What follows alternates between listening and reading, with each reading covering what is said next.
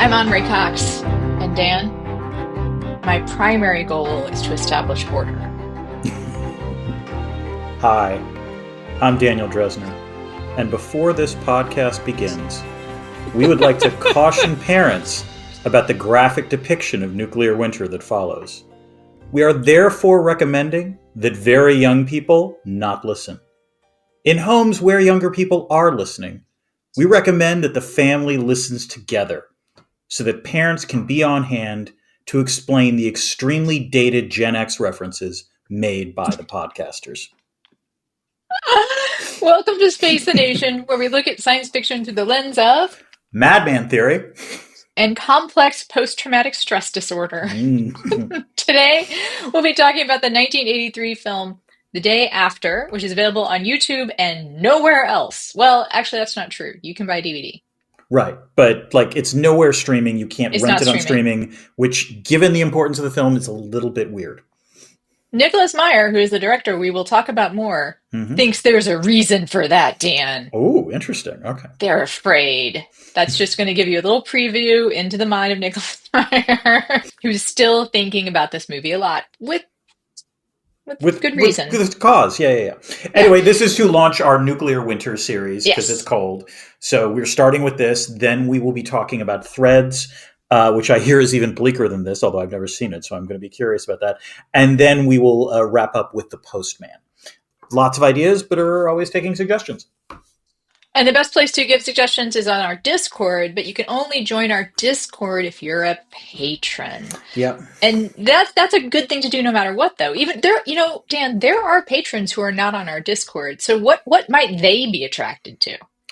Well, if there are patrons that are not on the Discord, they get the benefits of, among other things, early access to podcasts. They get access to our occasionally monthly AUAs, Ask Us Anything. They get access to... We're doing one in February, Dan. We're doing one in February. Okay. We'll talk about my travel schedule later. They get access to special patron-only episodes. We've been recounting Battlestar Galactica. We still need to do that. We did Hunt for Red October at the request of the patrons themselves. And, of course, most important, if they were patrons and they are listening to this podcast, they didn't hear any advertisements on it. No ads. Nope, no ads. You will hear no ads throughout the entire show if you're a patron. Just none. No ads. Mm-hmm. I don't know what it'll free up literally minutes of your life, depending on how much this podcast you're listening to. Should you be? But that's a significant thing. If you're freeing up 5 to 10 minutes a week by listening to this podcast, that adds up over time. You'll become a patron. Yeah, by becoming a patron. You could free up a lot more time by just not listening to this podcast. Anna, I don't think you're making the sale at this point. You're going in a dark place, which is maybe because of this film. I don't know. That could be it. Yeah. So, Daniel, speaking of, how are you? It's been a minute, Anna. Yeah, we don't have to go into detail, but... Let's put it this way. We are recording this at the very end of January, and one of my day jobs now is to be the Associate Dean for Research at the Fletcher School. And let's just say that the last couple of days have been a little bit tumultuous on the job, and I don't expect that to end anytime soon. I'm sorry. I blame you, Anna. No, it is what it is. Yes. I remember when you discovered you're going to have to do more administration, which is, the dream of every academic. Oh, yes. Is to eventually be called in to do more on the administration side. Right. That's a reward for a job well done, for sure. And I knew it was going to cut into your pod time, which made me mad. But now knowing that I had spaced on... on what exactly I was doing. Until you texted me about it, and wow. Yeah. I have a friend who works at the Northwestern Medical School. And they're Yep. I guess everywhere, but the people who are doing medical trials. Oh, yeah. No. This was... this order, which has since been revoked, and who knows, by the time people listen to this, maybe it'll be back on again. It was just an entire clusterfuck of the system. It was the worst possible way you could have done it, which is why, among other things, it's been held off by the courts at this point. So it's but it's a complete and total fucking mess. Is it like the Muslim ban? Yes. No, that's exactly what it is. That's exactly what it is. It is exactly like the Muslim ban, because it was an incredibly poorly drafted memo, something that even conservatives, who have basically acknowledged. And, now there's stories saying that, among other things, that the White House actually didn't know this was coming down the pike, which, I don't know, might be a CYA exercise. We'll see. But it's just a shitstorm. It's funny if people have no idea what we're talking about, which is the, executive order that stopped funding academic research through various Not just funding academic research, it stopped all federal funding that was going to organizations, period. Yes. Going to organizations. Yeah. Going to organizations that do research of some kind. Not just research. I mean, among other things, Medicaid got frozen at one point, but also oh my God, this is even wilder than I kind of realized. No, this was all funding to NGOs, all funding to charities. Basically, the only things that were exempted were, I think, defense procurement and like Social Security and Medicare. But which are significant exceptions, but still, this covered almost everything else. And so like you're talking about in a lot of states, upwards of 20% of their budget suddenly being stopped because of this. No. It is the Muslim ban. It's totally the Muslim ban. Yeah. No, worse. I mean, I know the Muslim ban is, but worse in that it's even stupider. Yeah. Yeah. It's even stupider. Like the first thing I asked my friend at Northwestern was like, don't conservatives also do research? You would think. No, the only virtue of this... And get government funding? Right. The only virtue of this is that basically this has been a sort of political science 101 class for everyone of, it turns out that the government does a lot of things. And if you stop them from doing it, a lot of bad shit happens. So, yeah. So, as people are tuning into this on their shortwave radios from the basement of the University of Kansas, Jesus. Science labs, yeah, they'll probably laugh. They're laughing. They're like, oh, remember? Yeah, which does lead us to why we are doing this. Yes. Which is I think there's a couple reasons. One, I wrote a column in World Politics Review last month, basically suggesting that there could be a great power war on the horizon. I'm a little worried about that based on the rhetoric.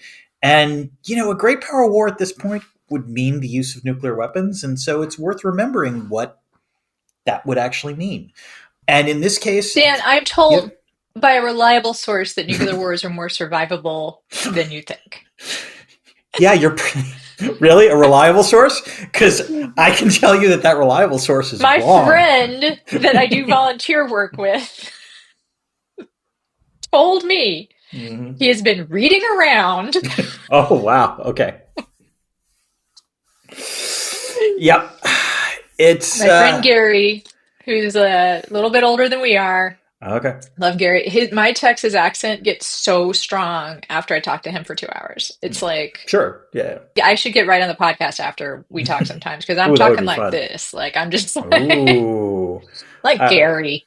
Yeah. Gary, come on now. That's not good. That's not nice. Okay, anyway. The other reason we're doing this, it's our movie. Dan. It is. Actually, you know what? I think it might be safe to say that this was the defining movie of Gen X. This and Repo Man, sure. Yeah. But this is an incredible statistic. 100 million people watched this film when it originally aired on ABC in 1983. And far more than Dr. Strangelove. This, for a lot of people in terms of nuclear war, for our generation, sort of defined how we thought about it. And, for many people, gave them nightmares. I remember watching it with my family. And, I don't know about you, but... To put the 100 million into context, that was a 62% audience share. You would never get. It would be impossible to recreate now. Yeah. The campaign for it was I believe fake news, news ads. And also I remember the people talking about it in school, like, hey, better watch this over the weekend. Mm-hmm. I remember, I guess we're getting into, previous experience. I remember watching it, and then I remember coming to school. I was going to Hill Country Middle School, and I remember sitting in homeroom And the teacher saying, all right, so what did everybody think? And there being just stunned silence. Like, what are fucking like sixth graders gonna say? Like, And we will get to that because, yeah. So my previous, I watched. I like you. I watched the film. Actually, I know you haven't watched the show, but The Americans on when it aired, it actually had an episode entitled "The Day After" that showed the cast watching this film. Like, and it was two families getting together, and it was that kind of event thing where I think families sometimes actually did get together and followed the instructions. My opening was from what the actor John Cullum said at the very start of the film before it was aired. And then it's the only film about nuclear war I've shown to my students. I've never made them watch Dr. Strangelove, but when I was teaching Introduction to International Relations, I showed them this film to try to explain what the difference was between growing up during the Cold War versus not during the Cold War. we cannot talk about this movie without talking about the impact it had on a generation, really, right? Yeah. Like, Mm-hmm. I don't know when the right time to do this. Maybe up top is good. It definitely shaped us. Mm-hmm. I watching it, it is so grim. Mm-hmm. It is so bereft of a sense that structures will hold or that authorities can do anything or that there is any trust to be, you know, in society's norms, right? Like all that is solid melts into air. Like, Wow, I hadn't thought about Marx. Marx was right about nuclear war. I mean, it was 150 years ahead of his time. I mean, that's impressive. Um, all that is holy becomes profane. yeah, yeah. And I think that sense of like utter isolation and a feeling like you can't count on anything, Mm-hmm. like Gen X was doomed. Like, this was supposedly warned us against the dangers of nuclear war, but Yeah. instead and people said this on our Discord, instead I think for a lot of us it was like, well, I hope I get hit first. Well, I mean, it's interesting because one of the things about this film is, first of all, I think we talked about it, we texted about this. I am still kind of in shock that this made it to air, Mm. given what it shows. It is as you say, it is a relentlessly grim movie, particularly the second half of it, and it does things that I don't know if I've seen another television movie ever do. So that's yeah, that's one thing to bear in mind. The other thing is that the weird thing, and in the end, this was a brilliant decision, I think, by Nicholas Meyer and by the screenwriter. They acknowledge at the very end of the movie there is a crawl that basically says this actually understates what would happen, Hmm. which is undeniably true. Like I still remember from reading about the movie as a kid that Nicholas Meyer said in an interview back then that apparently he talked to people about how do you film a nuclear explosion, and the scientists kept telling him you can't do that. If you tried to film a nuclear explosion, the film would melt. And like the scientists were apologizing, like, look, I know we're trying to find a way to help this, but this is what I got to tell you. This is what would actually happen. So yeah, it is an interesting historical artifact beyond being a pretty grim film. And this raises the really interesting question on, let's get to the story behind the story. How did this relentlessly grim movie ever make it on the same airwaves as the other ABC movies of the week, such as Making of a Male Model and The Calendar Girl Murders? Or more importantly, how did this film manage to bump Hardcastle and McCormick from the schedule? Because that was what was supposed to air during this film.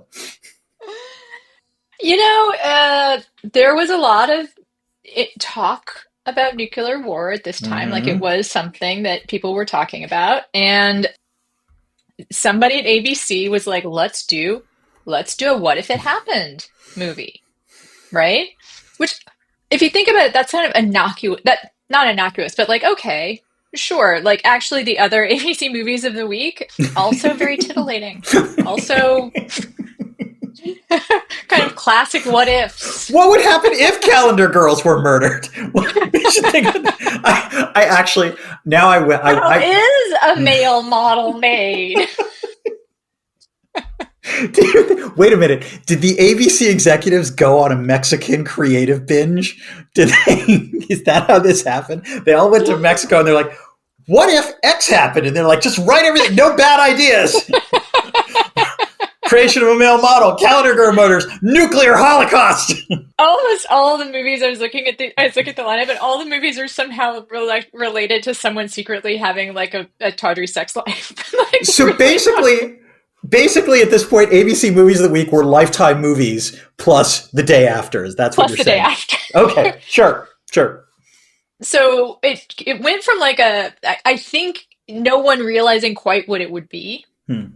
You know, on the whiteboard, no bad idea whiteboard. Let's do a movie. That's what would happen in nuclear war.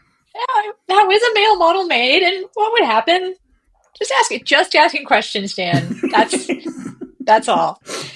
And Nicholas Meyer had just made Wrath of Khan. Right. Nicholas Meyer, Star Trek, legend, make the best Star Trek movie, Star Trek II, Wrath of Khan. Yeah. And kind of got a little bit of carte blanche. And boy, did that turn out to be kind of a dangerous weapon.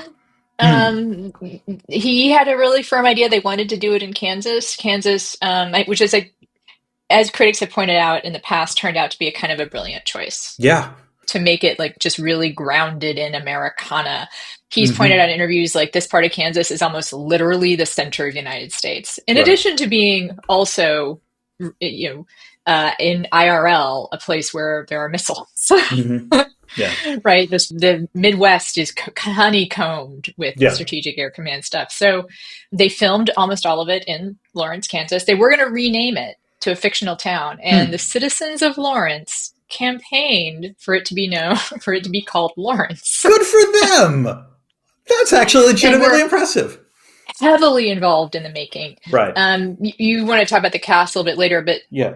Almost all of the extras and whatnot are citizens of Lawrence, Kansas. Like and the main street is Lawrence, Kansas. It's like, the fields are Lawrence, Kansas. It is very much filmed on location, which I think shows.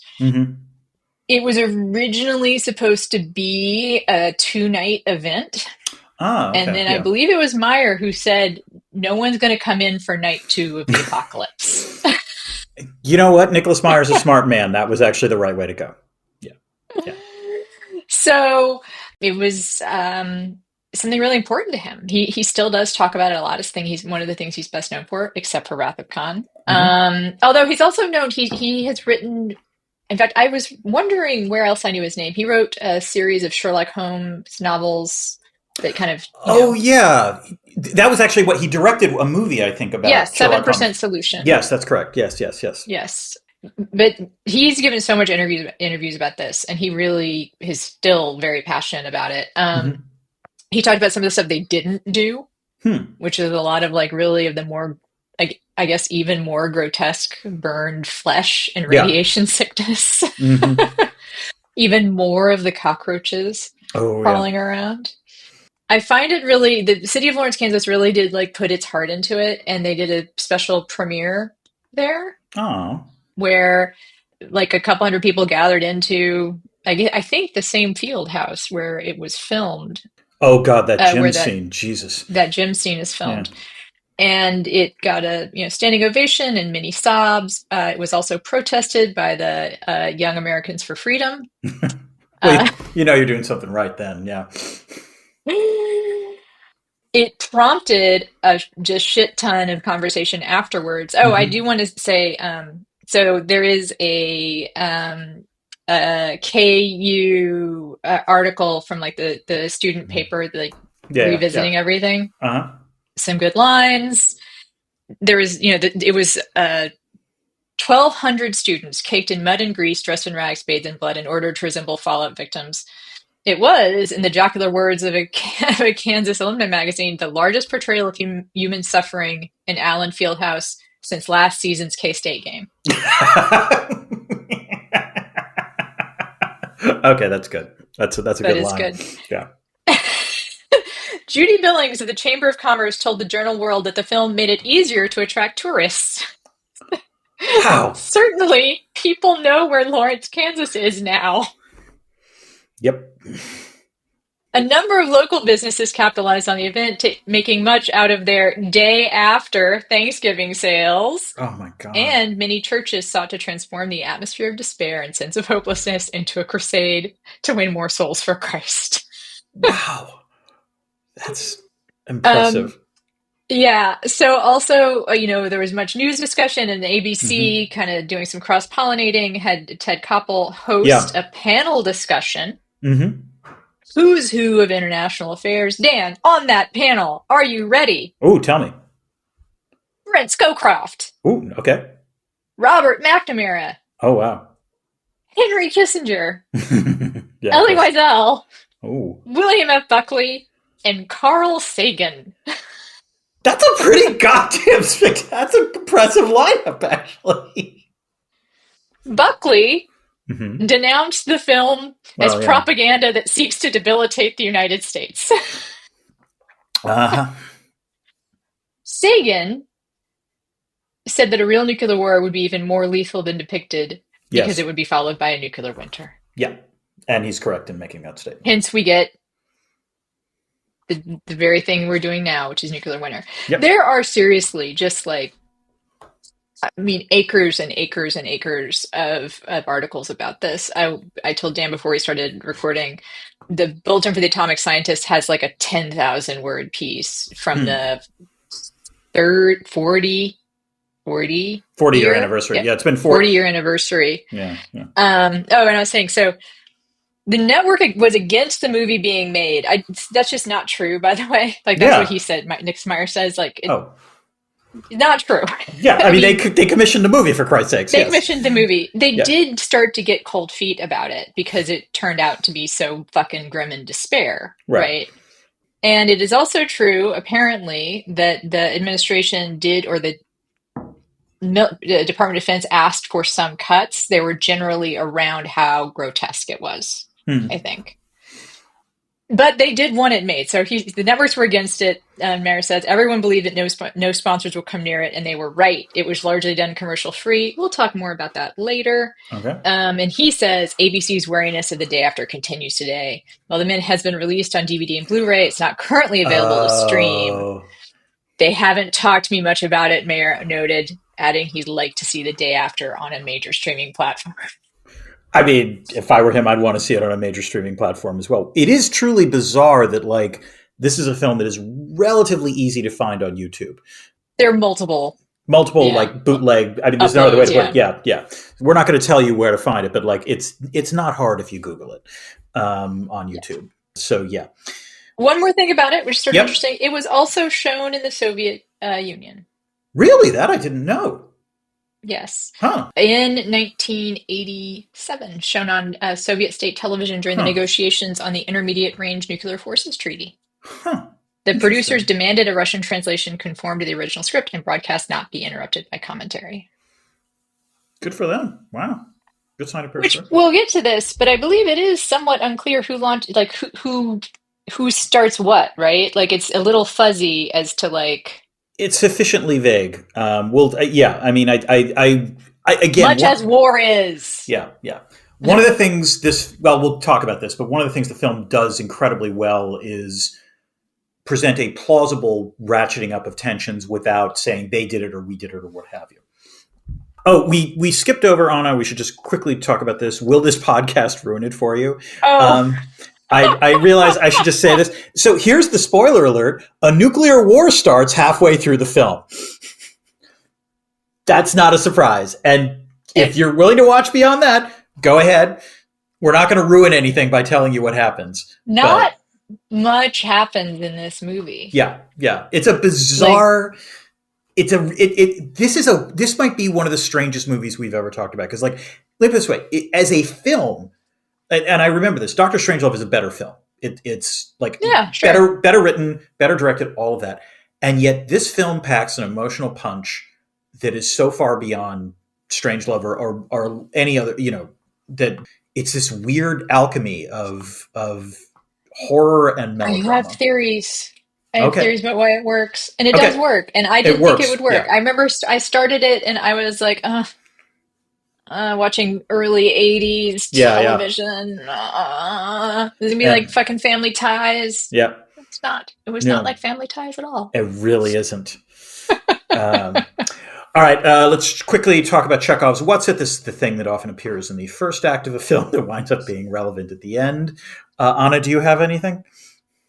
I was gonna go with like Chekhov's sports. Like, I don't know, Chekhov's like Chekhov's field Gymnasium. Yeah, house, Chekhov's Fieldhouse. Chekhov's gymnasium. There is a real circling back to like leisure, like the carefree Oh, times. leisure. Yeah, yeah, yeah. Leisure. So, some people say leisure, Okay, right? yeah. Leisure. Leisure. Leisure. I'm just trying to be sophisticated, Dan. Okay. I have Chekhov's watch, which is admittedly on the nose, but you There's a knew. little on the nose. Yeah, I have a whole on the nose section in my notes. yeah. Okay, yeah. All right, let's get to the plot.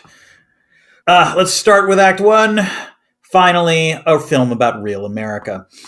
It's just a typical autumn in the outskirts of Kansas City in 1983. University of Kansas students are registering for classes. Dr. Russell Oakes works at a Kansas City hospital, processing the fact that his daughter Marilyn is planning to move to Boston. Across the border in Missouri, farmer Jim Dahlberg is processing the fact that his eldest daughter Denise is marrying KU undergraduate Billy and apparently having premarital sex with him. Airman First Class Billy McCoy is stationed at a Minuteman launch site nearby, and his wife wants him home a little more. Right next to the missile site, the Hendrys tend to their farm chores and mind their children and wave at the missile guards. While all of the family dramas are unfolding, so is a larger drama, Anna. In order, Soviet forces build up in East Germany, reacting to the placement of Pershing II missiles in West Germany. The Soviets cut off all access routes to West Berlin, and there are reports that some East German forces are rebelling. The United States places its forces on alert, which means Airman McCoy heads back to the base. It is reported that Moscow is evacuated, and then it is reported that NATO forces try to punch through to reach West Berlin. Anna, this might be one of the strangest casts for a television movie ever because there are a lot of name actors, right? Jason Robards, leads the cast, but Joe Beth Williams, John Lithgow, Amy Madigan, Steven Guttenberg, so it's a serious film. It wasn't Steve Guttenberg, Steven first, and also dudes like Jeff East, who I don't know if you were old enough to remember this. He was in every kid's television show that I watched growing up. He plays Billy, the guy that Denise is going to marry. But it kind of mirrors the film itself, which has as you said, it opens with this just like typical movie of the week sort of drama in 1980s. It's not terribly well written, at least on that part. And then, of course, there's just, there's this looming nuclear war that might be happening. Well, a couple things. One thing, it is not that high wattage a cast. Not when you consider the other movies of the week, which starred the likes of Tom Skerritt, Phoebe Cates. Ooh, yeah. Like real names. Come on, Jason Robards. In the history sort of this movie, the way that the casting is kind of described is that it was relatively low key casting. That the star power was not especially high wattage for where those folks were in their careers. Robards was probably the biggest name. Oh yeah, by of far. them. Yeah. And he is the one that kind of anchors the whole cast for sure. Right. Like if I'm going to get stuck in a post-nuclear apocalypse, I do want Jason Robards to be my doctor. Oh yeah. Seems the only comforting thing in the entire film. Yeah. And I think I mentioned before, maybe this was when we were talking, but like most of the cast is made up of the citizens of Lawrence. Well, most of the extras, yeah. Yeah, actually, most of the extras, and actually, they did use like from the theater program at really? KU. Oh, nice. Yeah. So, like some of the speaking parts of like students and the patients, and like and the people stumbling, or those are not Hollywood extras stumbling around the outskirts of Kansas City with ash and blood all over them. Those are Kansans. Kansans? Kansans. Is that Kansans? Yep. My thought about the opening was that yes, it's very not even movie of the week. There are no male models, there are no calendar girls. There are no secret call girl mothers, which is the Phoebe Cates movie. She finds out her mother's high High priced price escort. Yes. Yes. escort. Hmm. And it's much more slice of life than that, right? Right. And the Right. Right. acting Right. is not particularly good at being probably mostly like largely Yeah. Yeah. Yeah. Yeah. Kansas community theater, the best of Lawrence's community theater.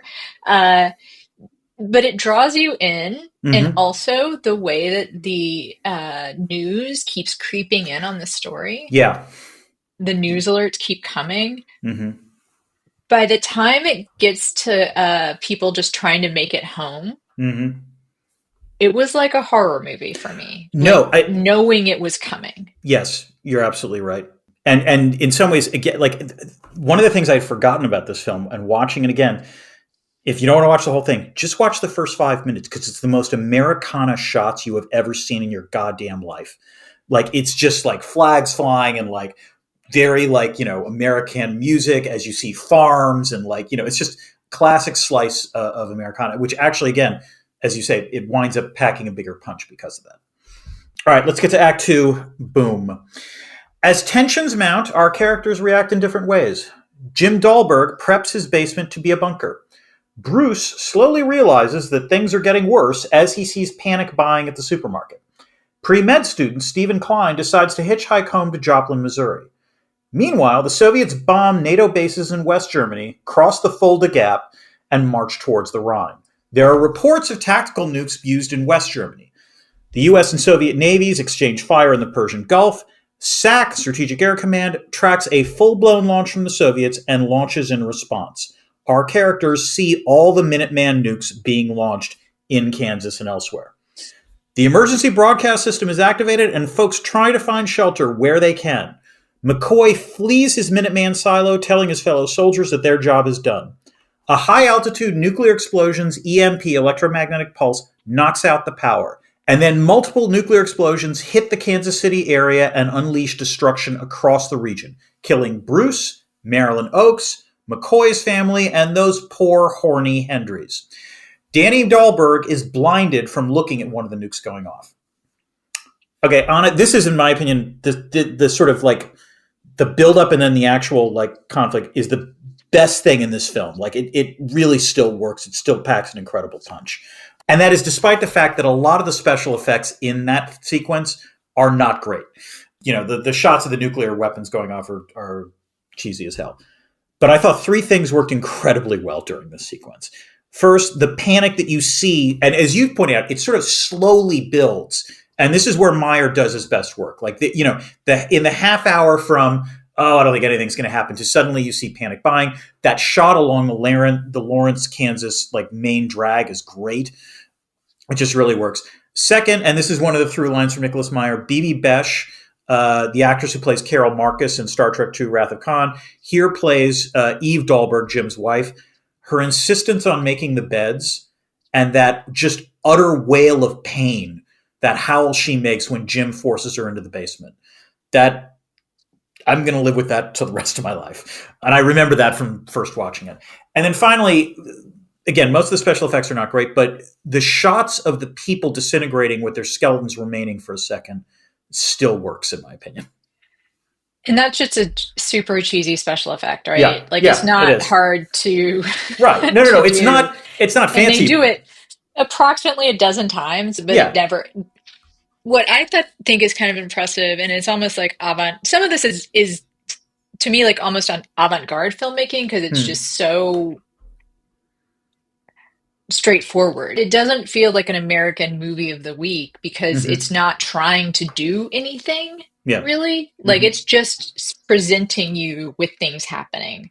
There's just, again, it goes back to it being Kansas in a way, right? There's just nothing. It's the show me state. That's Missouri. Sorry. Missouri is the show me state. Yeah. Actually, it's sort of interesting that it's Kansas. I think it's the bullet of the atomic scientist piece that goes into the history of Lawrence, Kansas as a free state, Hmm. as being a holdout of abolitionists and Ah. having there being bloody civil wars there. Right, insurrections, yeah. Insurrections.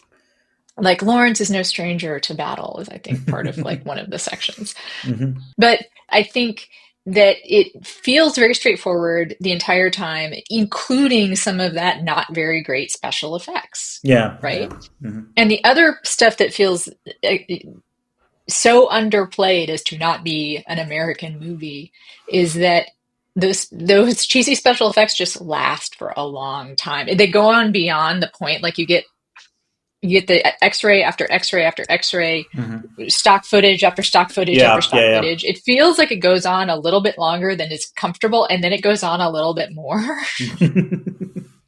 But it, for some reason, it works. Yeah. I think it's because you're seeing, well, for one thing, when they do those skeleton shots, you do see the humans, right? Yeah. Like you see the people in the like running, you see people hugging, you see people like it's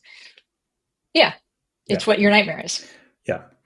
The only thing I did laugh at was the Hendrys, who like you barely see them, but there's like they sneak up to fool around in the bed as you hear the emergency broadcast system kick in, and it was like, come on. And the kid is like, "Mommy, Daddy, yeah. Can you stop fucking long enough to tell us if there's a war?" That's not happening. Okay, let's go on to Act 3, The Fallout. Dan, where did those horses come from in the second half of the movie? That is I should have left that for debris field, but yeah. No, it doesn't make any sense. I mean, as I said, this is where there's a couple things where this film is just sort of fast and loose in terms of the facts, and that was one of them. Is like, how do those horses survive? I don't know. But let's just go with it. Dr. Oakes managed to survive the attack and walks back to Lawrence, where the university hospital is barely running. He takes charge and starts tending to the sick, even though all the power is out because of the EMP. All the Dahlbergs survive in their basement, except, Anna, you knew this was when things got real, except for their dog, Rusty. Justice for Rusty, Dan. Justice for Rusty. I'm not gonna lie. As I was watching the film, like as we said, like that sequence where the bombs go off, very powerful. Even though it like shouldn't be in some ways, but it still works. And I thought, wow, that was rough. And then when Jim Dahlberg says we can't bring Rusty in, I was like, oh no. Okay, hear me out. Yeah.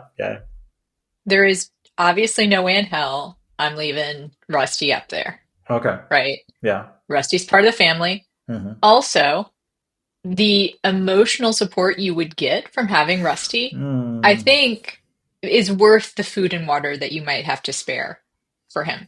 Also, they don't wind up staying down there all that long, but okay. They were there for a couple weeks, but yeah, okay. All right. Stephen Klein. And Rusty is food, if worse comes to worse. Jesus Christ, Anna. So really... Let's just move on. Stephen Klein. You don't have any other livestock. Oh, so Stephen Klein. I'm mostly kidding. It's the emotional support. Goddamn killing me, Anna. All right. Okay. Stephen Klein shows up at the Dahlberg farm and takes shelter with them. Over shortwave radio, KU professor Joe Huxley tells Oakes that there is too much radiation in the air to go outside. Patients still continue to come to the Lawrence Hospital having no shelter, options, or knowledge of the danger, and supplies dwindle. Delirious after a week in the basement shelter, Denise Dahlberg runs outside. Stephen goes after her and brings her back, but both are exposed to the thick radioactive dust outside. McCoy heads towards Sedalia until he learns of its destruction from passing refugees. He befriends a mute man and they travel to the university hospital together. Radiation levels fall to the point where people can go outside. After Denise starts bleeding during the most depressing church service ever filmed. Well, it's pretty depressing, Anna. Stephen takes her and Danny by horse carriage to University Hospital because those horses somehow survived, even though no one else does. Anna, I'm not going to lie. The speech where Stephen, is talking to Denise about radiation just reminded me way too goddamn much of the debates about whether COVID was real or not during the pandemic. or dangerous. Like he says, you can't see it, you can't smell it, but it's there. And of course, he's right. And they both pay the price for that, for being outside and exposed. But like this whole question of it's fine. We don't have to worry. Like I got a COVID flashback. I had a COVID related thought, but it wasn't that. It was the there's the moment where you see the downtown Florence and the people stumbling around, Yeah. and it was really it really got me. Mm-hmm. And you know, I think it's impossible for you and I, Gen Xers, to talk about this movie without it getting tangled up in our own mortality. Yeah. Also, our own childhood. I actually am legitimately Yeah. curious what like millennials and Gen Z think about this film, because if they never watched it when they were kids, I don't know. Maybe it'll just be so cheesy that they wouldn't be able to watch, all of it. But I am actually. I will say this. But Yeah. Go ahead. I was just thinking about how this is also the time of my life where I fell in love with horror movies, Mm, right? mm-hmm. And but horror is so much more acceptable. I can watch a horror movie with a lot less discomfort than wound up watching this movie. Right. Right. Like this movie, I haven't been this uncomfortable watching a movie in a long time. Mm, Like emotionally uncomfortable. yeah. Like Yeah. again, it's not a great movie No. by any means. It's just gets some things right enough that it Yeah. feels real. And the COVID thought I had was, you know, the horror of seeing something very possible happen in an apocalyptic way is why we have zombie movies, right? Like Mm-hmm. it's It's why why we have we and genre.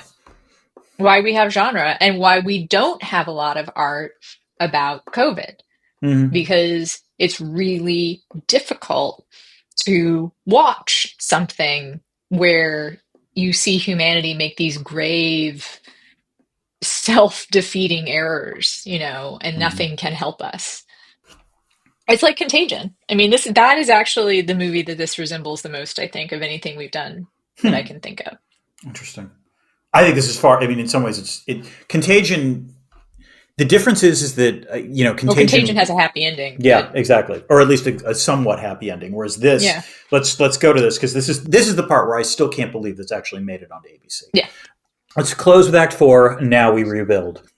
In a radio address, the U.S. president announces a ceasefire with the Soviets, promises relief, and stresses no surrender and a reliance on American principles. And I can only guess that none of his speechwriters survived the attack. It is literally the worst speech I have ever heard a fictional president deliver in a film.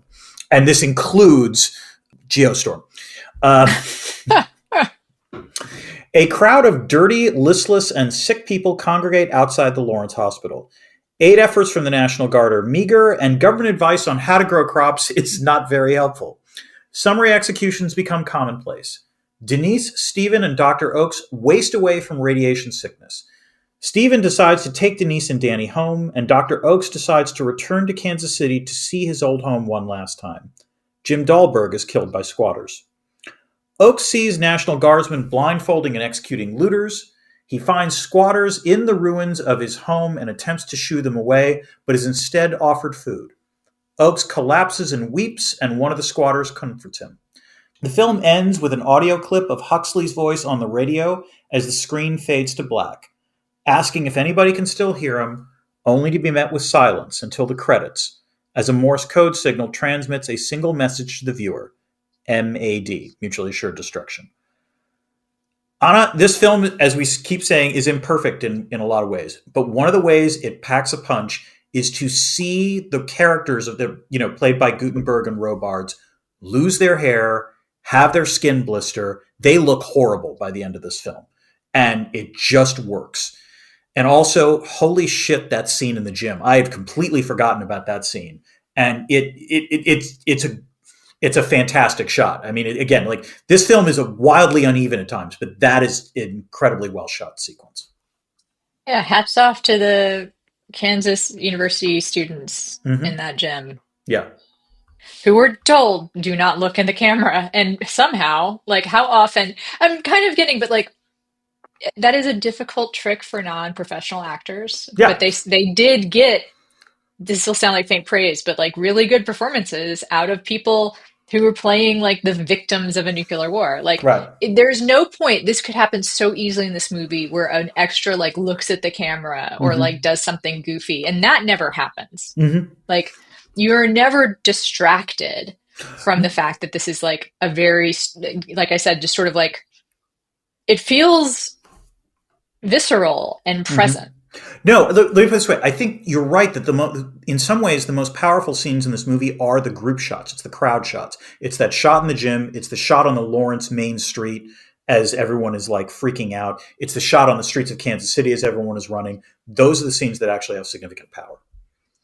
I think I also want to shout out the Denise is getting ill as being Yeah. a very emotional and hard to stomach process that I can't believe is on American broadcast television. Oh, yeah.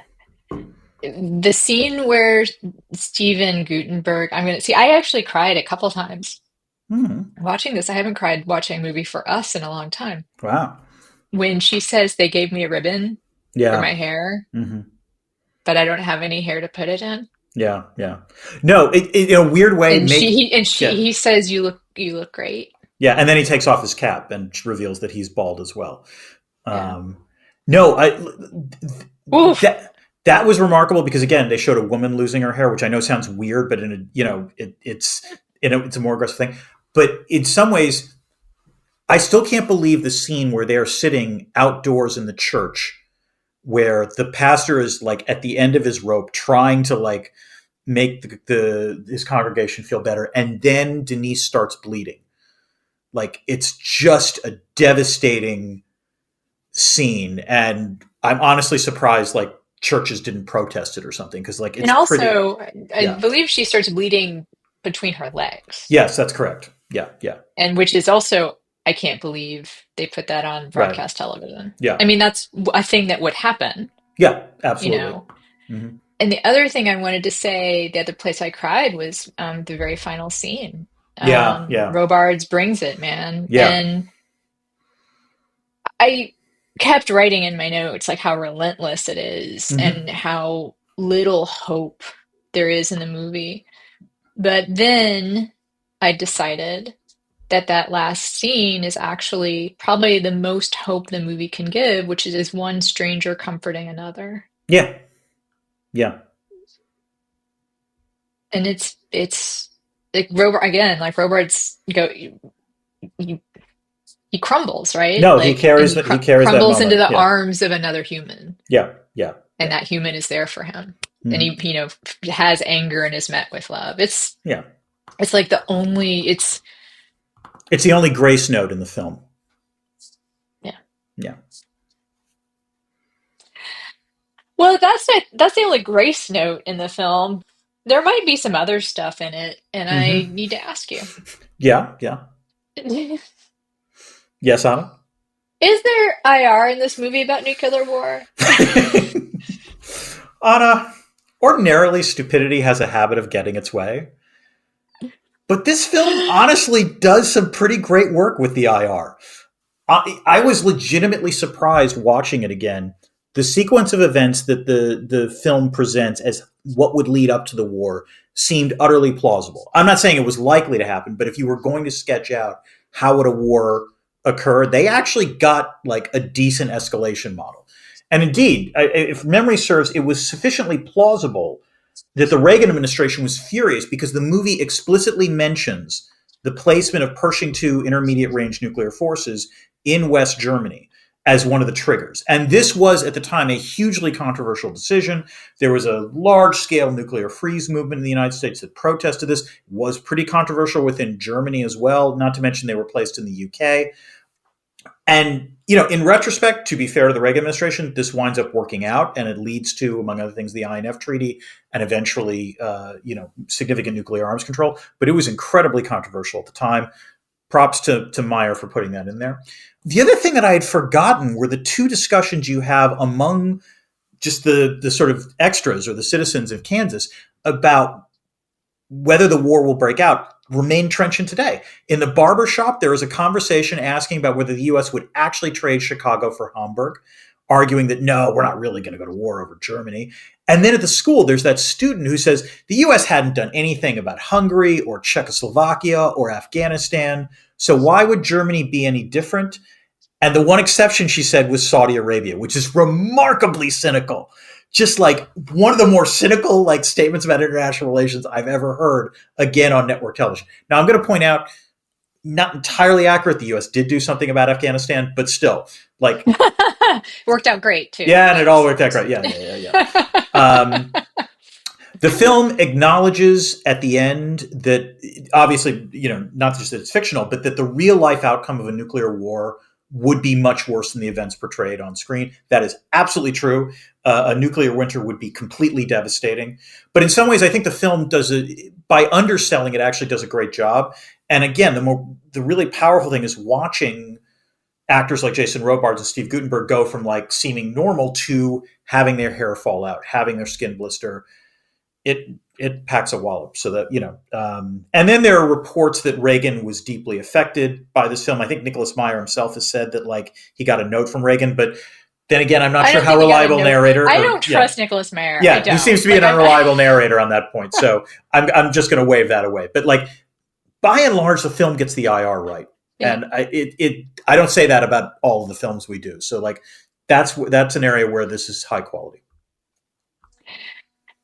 I think it's interesting to say, that this movie, you really seem affected by how grotesque its a depiction of like the physical, effects of a nuclear war would be, or just radiation. And I agree that is one of the things that's amazing to see. Mm-hmm. I also think that visceral grotesqueness of the radiation sickness is one reason why a lot of us kids were like, okay, I guess, well, I hope I die in the first blast then. Mm-hmm. Like, and I think that is where, when we say the nuclear winter would be much worse and a real war would be much worse than this is depicted.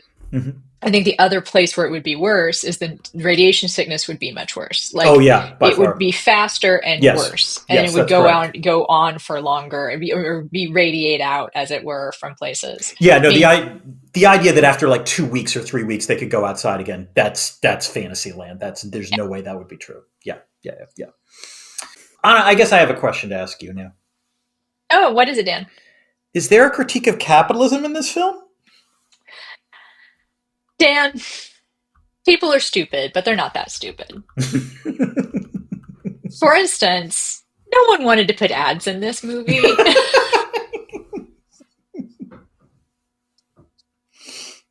Yeah, that was probably a good call. And in fact, there were ads, but only in the first hour. Oh. That the ABC preemptively told advertisers, we are not selling ads during the second hour of the movie. I think you'll agree with me that was the right call by ABC, yes? It was. I want to go over the ads that were. Oh, please do. I'd forgotten. This part I've completely forgotten. What were the ads? The principal sponsor of the Sunday night program was Commodore Computers, which touted electronic machines as a way to ensure a child's academic future. Oh my God. Jesus Christ. Okay. Yeah. Also buying spots were Certs breath mints, English leather cologne,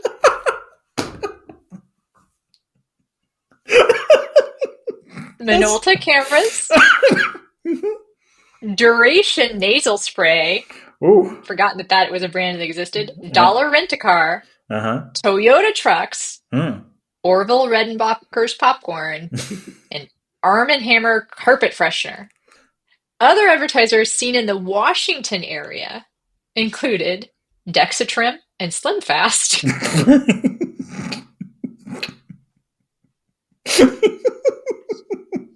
Yes. Solo Flex. Mm-hmm. K-Tel Records. Oh, yeah, nice. And Maybelline Eyelash Enhancer, which I believe also is known as mascara. This is a British paper coverage.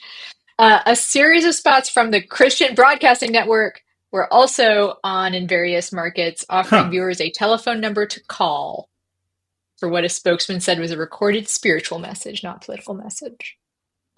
I mean, that's not the worst thing, but yeah, okay. Yeah, sure. Why we laugh, I think, and what this critique of capitalism is right here, baby. Not that this was something sponsor didn't want to be next to, but the emptiness of these things compared to talking about a nuclear war. Yeah. Right. Yeah. Like, what the fuck? Like, I just watched what could be my hometown turn into dust, and you want me to think about duration nasal spray? Well, you have to admit the rug cleaner would have been useful in the Dahlberg basement. Yeah, of course, as we were talking, like I was like, yeah, and in that bunker, they might have needed some breath mints and English leather cologne. There are several references to how bad it smells. Right. In that, and who knows, maybe some popcorn. The diet aids are the ones I feel like probably not super useful. Also the Maybelline, so yeah, that also would have been, Well, you don't have eyelashes anymore, exactly. So hard to put mascara on them. I think the fact that it was mainly sponsored by Commodore Computers is pretty perfect. Are we going to do war games, Dan? We've talked about. I would be delighted to do war games. It's what I love that film. So yeah. Yeah, I think we should also do Repo Man. Okay. We can do a critique. There is a critique of capitalism in Repo Man. Just spoiler alert for folks who haven't seen the movie. Maybe what we need to do is a month of 80s like sci-fi, or like we've been talking about doing also some of the films from the summer of 1982, but we'll figure this out.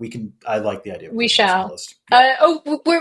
We had discussed doing this as canon or fodder, hadn't we? And we did not say that at the top, just because we were thinking in terms of nuclear winter. But sure, let us see the canon or fodder thing for people that have not been with us for very long is its own thing that we invented. That it usually begins at the top. There's a thing like, why is this considered canon? Yes, and the answer. But I guess we kind of covered that. We really did. I mean, the answer to why this is considered canon is, again, a reminder: 100 million people watched this goddamn film. It actually, I think, it made the cover of both Time and Newsweek. It's still one of the most watched television shows of all time. Yeah. You know what the most watched non-sports television show of all time is? The finale of MASH. It is still, yes. Yep. Yep. No, I knew that. I remember do you watch it? I remember where I was. Of course I did. Yeah, of course I watched it. Yeah. Story for another time. No, and I think this movie made the cover of Time and Newsweek, which back in the day was a big deal. Like actually mattered. So, canon or fodder, Anna? It's funny because I can almost say it's neither. Whereas I said it's both. Yeah, it is not canon in the sense that it is something that is going to artistically spawn very much. Right. Yeah. It is not an art. It's so weird. The way we're having trouble talking about it, I guess, because it's just it's difficult to untangle from the moment it was made in. Right. It's not great art. Mm-hmm. So it's hard to think of it as canon. But it's certainly not fodder. No, either. I correct me if I'm wrong. You think it's both. I think it's weirdly neither. It's a really important movie that's not canon. Well, I guess the way I would put it is like, is it the Uncle Tom's Cabin of the early 80s? Like, my understanding is that Uncle Tom's Cabin is not considered actually a great piece of literature, but it nonetheless prompted a conversation. I think this is the same thing. And also, to be fair, it's not a great movie, but there are some powerful moments in this movie. Like, I think it undersells it to say that, it was just important for its time. It hit both of us rewatching this the same way. Now, I don't know, maybe it's because we grew up with it, but I don't know if it hangs together exactly, but there's something there, and it's hard to explain. I will be monitoring the Discord, unlike you. That's not fair. See what our non-Gen X listeners have to say. I will be let me put it this way. I will be monitoring that as well, because I am curious what our other listeners are thinking.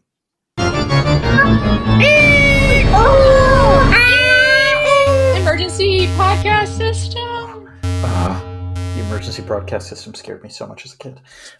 It's time for Discordant Notes. This is where we take questions from the Discord and answer them in the podcast. We had a bunch of good questions this time around, so we're going to answer two patrons' questions. The first is from Doug O, who asks, what would you change if you remade this movie today? My answer would be the FX would probably be better, obviously. And also the editing. This is not a well-edited film. There's a couple of sequences where they don't make any sense and you're trying to figure out what the hell's going on.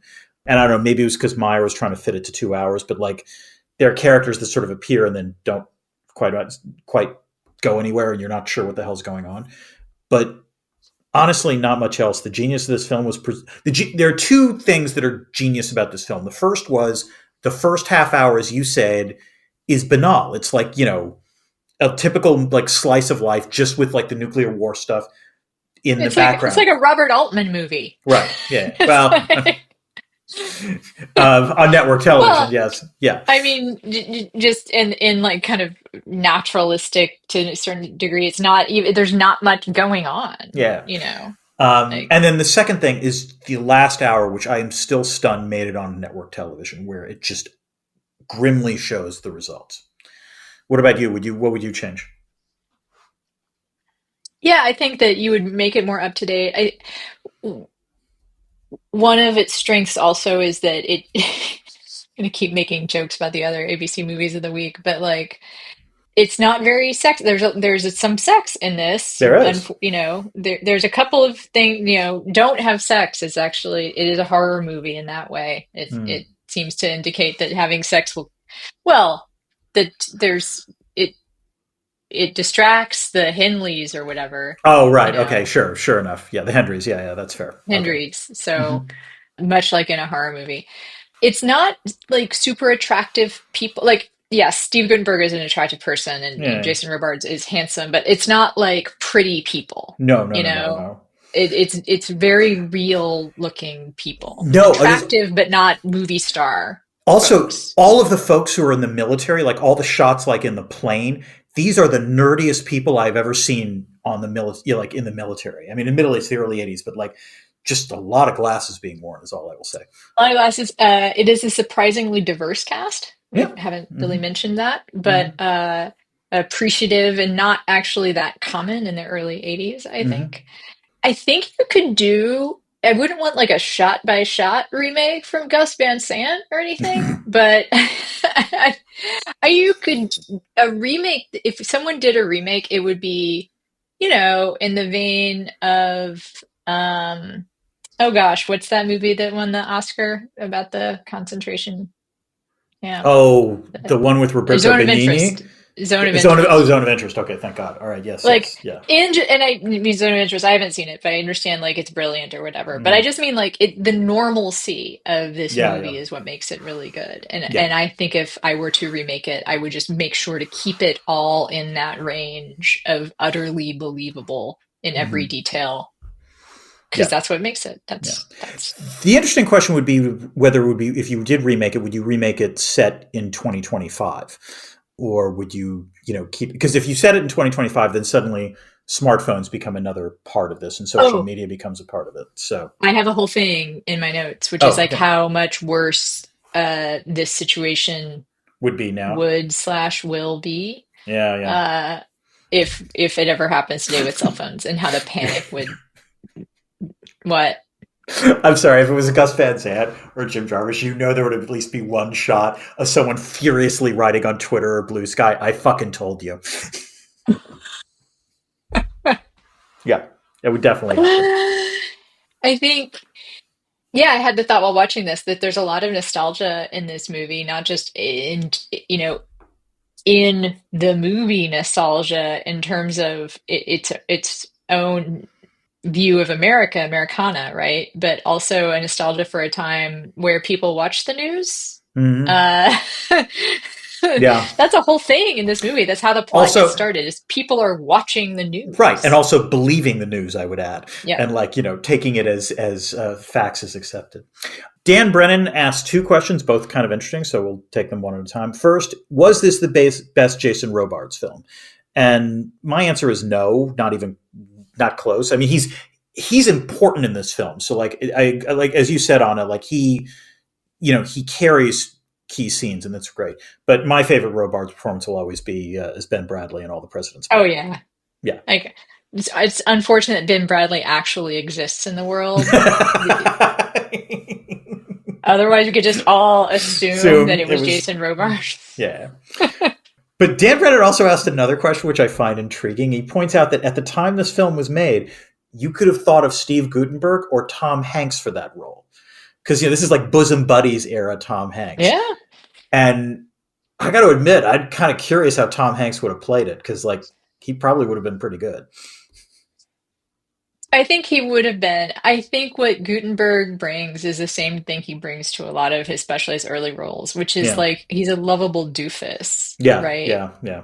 And there's something about him, especially in the scenes with the Dahlbergs, Mm-hmm. where he is kind of, alas, poor Rusty, kind of a puppy dog, you Oh, know? yeah, yeah, Like he yeah. takes the place of Rusty in their hearts. We do get to see dead Rusty too. That's pretty, Oh man, I couldn't like, believe they actually showed that. That was I would have that in the how cannot in my believe debris this was field. on network I television. really can't. Like you see the dead Rusty. There's another dead person right next to it. It's just I am just astonished this actually made it I am going onto to choose network to believe, by the television. way, that Rusty did not starve to death, but that like The someone, radiation.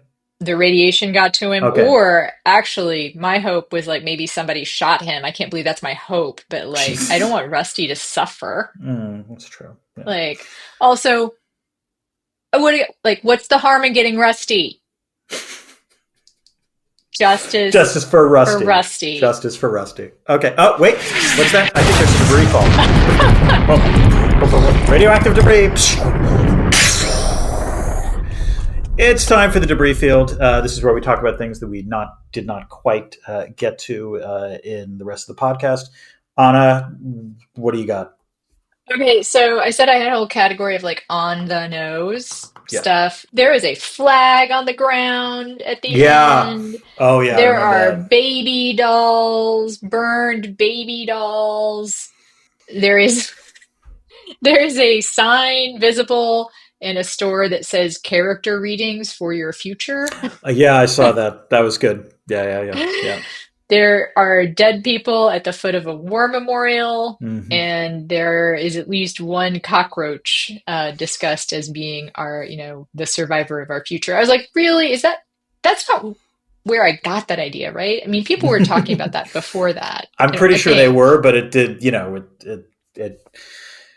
It's a straightforward. Again, there's no subtext in this film. It's just No, text. Yeah. no. As I said, the editing of this film was surprisingly bad. Like there's a Danny being blinded by the nuclear explosion. Like what was Danny doing out there? Because Jim Dahlberg was actually the only one who actually seemed like to have his shit together, and like we don't know why he's out there. It was just sort of this weird random thing. And so yeah, that would have been nice to see a slightly better or edited film.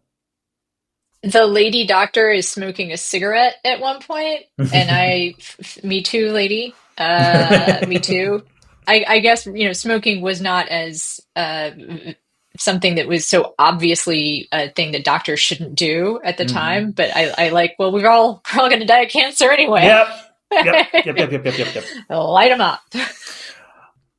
Okay. Just, again, like the Boston angle, I forgot that Tufts Medical was mentioned at the very beginning of the film, because like that's where the boyfriend was going to go, so that's why Dr. Oakes' daughter was going to follow. So again, I'm imagining the Boston Globe headline: Tufts Medical mentioned in ABC movie.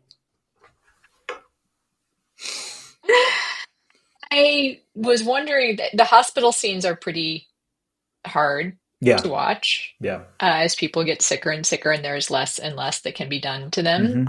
I did have a thought that at Mm-hmm. some point you should just start giving people heroin. Like, Do they have it? How do you know if they even have it? surely they have lots of painkillers. It is a You hospital. could give them Like, morphine. I mean, that's yeah, or yeah, morphine. Not, I yeah, mean, yeah. sure, Okay. like high class heroin, Okay. but that you should just start giving people drugs and indeed allowing them to overdose if they so desire, because it's pretty grim and there's no cure. So, So I think I vaguely recall there being a controversy about this as well, but there's a whole sequence in the very start of the film where Denise has to get her diaphragm because they're going to have I sex, remember and that. then like the daughter like steals it and like and so forth.